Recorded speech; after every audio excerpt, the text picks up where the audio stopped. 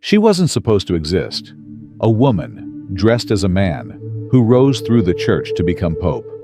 Her name was Joan. Her story was passed down in whispers, banned from books, and denied by the Vatican. But for centuries, people believed one shocking thing. The Catholic Church once had a female pope. The earliest accounts of Pope Joan come from the 13th century. Chroniclers wrote of a brilliant young woman from Germany or England who disguised herself as a man to pursue her passion for knowledge. Under the name Johannes Anglicus, she gained the trust of bishops, scholars, and eventually the Vatican itself. She rose quickly, and one day, she was elected pope. But according to legend, she couldn't hide forever. While leading a papal procession through Rome, Pope Joan suddenly collapsed and gave birth in public. The crowd was stunned. The deception was revealed.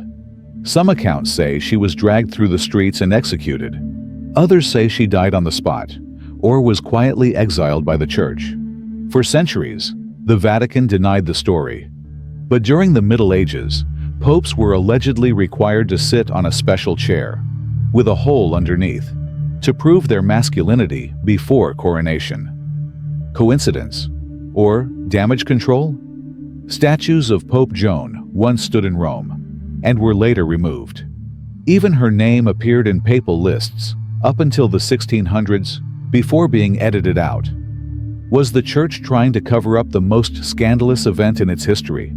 Historians remain divided. Some call her a medieval myth, invented to criticize the Church. Others believe too many similar versions of the tale exist across Europe to be coincidence. The timing, the documents, the strange rituals, all of it suggests that something happened. Maybe not exactly as the legend says, but enough to shake the foundations of church history. Maybe Pope Joan was just a story, or maybe she was real, and paid the ultimate price for rising too far in a world that wasn't ready.